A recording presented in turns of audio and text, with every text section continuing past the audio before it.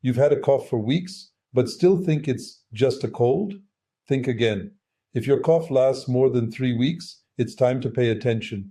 It could be allergies, asthma, acid reflux, or even an infection like tuberculosis. In some cases, a chronic cough can be an early sign of lung disease or cancer. If it worsens at night or brings chest pain, wheezing, or weight loss, don't ignore it. Your body is talking. That cough is a message, not background noise. Get a checkup, get clarity. I'm Dr. James Sebastian, my family doctor. Follow for real health advice that keeps you ahead of the curve.